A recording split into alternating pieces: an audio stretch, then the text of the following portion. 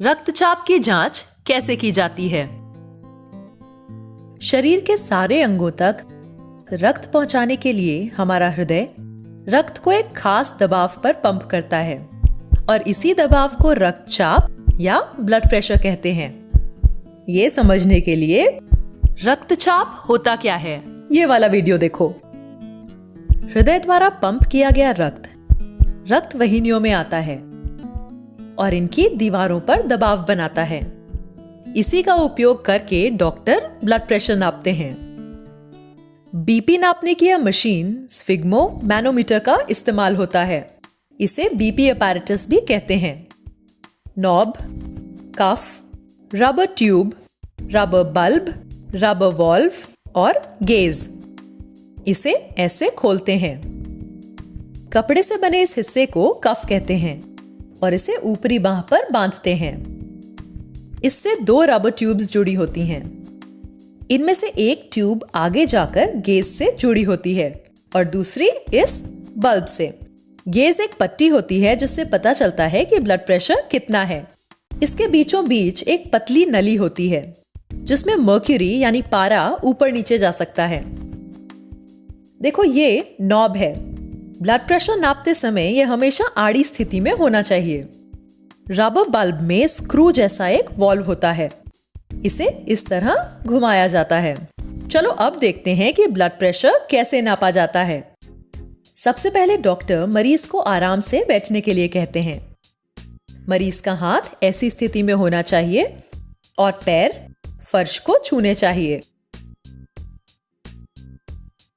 BP apparatus खोला जाता है। कफ निकालकर उसे मरीज की कोहनी से 2 अंगुल ऊपर ऐसे बांधते हैं। फिर सुनिश्चित करते हैं कि कफ बहुत कसा हुआ या बहुत ढीला तो नहीं है।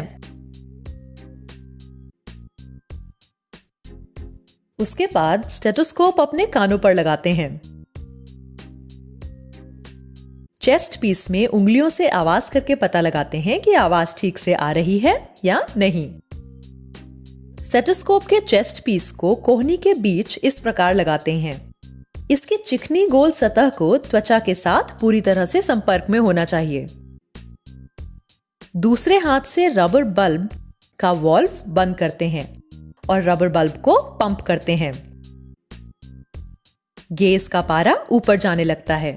साथ ही कफ में भी हवा भर जाती है। इस हवा के दबाव की वजह से रक्त प्रवाह थोड़ी देर के लिए बंद हो जाता है। जब पारा 160 या 180 तक पहुंच जाता है तो डॉक्टर रबर बल्ब को पंप करना बंद कर देते हैं। वॉल्व को उल्टी दिशा में घुमाया जाता है। अब हाथ से दबाव कम हो जाता है। पारा धीरे धीरे नीचे आता है। पारा नीचे आते समय रक्त प्रवाह फिर से शुरू हो जाता है और उसी समय डॉक्टर को स्टेथोस्कोप से धक धक धक की आवाज सुनाई देती है। इस आवाज की शुरुआत होने पर पारा जिस स्तर पर होता है उसे दर्ज कर लेते हैं और इसे कहते हैं सिस्टोलिक ब्लड प्रेशर। यहां आवाज 110 पर आना शुरू हुई है। पारा नीचे आते समय यह धक धक आवाज आती रहती है और एक जगह पर बंद हो जाती है। आवाज बंद होने पर पारा जिस स्तर पर होता है उसे डायस्टोलिक ब्लड प्रेशर के रूप में दर्ज करते हैं। यहाँ पारे के 70 पर पहुंचने पर यह आवाज आनी बंद हो गई है तो वॉल्व को पूरा घुमाया जाता है। डॉक्टर कफ में बची हुई हवा को निकाल देते हैं। स्टेथोस्कोप को कान से निकालते हैं। मरीज के ऊपरी बांह में लगे कफ को हटाते हैं और बीपी अपैरेटस उचित जगह पर रख देते हैं। क्या तुम उस मरीज का ब्लड प्रेशर बता सकते हो जिसे हमने इस उदाहरण में देखा है? वह है 110 सिस्टोलिक और 70 डायस्टोलिक या 110/70 मिलीमीटर ऑफ मर्क्यूरी। इसे ऐसे लिखा जाता है 110/70 mmHg। mmHg ब्लड प्रेशर को मापने की इकाई है। 110/70 मिलीमीटर ऑफ Hg यह सामान्य ब्लड प्रेशर होता है। ब्लड प्रेशर 140/90 mmHg से ज्यादा हो तो उसे हाई ब्लड प्रेशर कहते हैं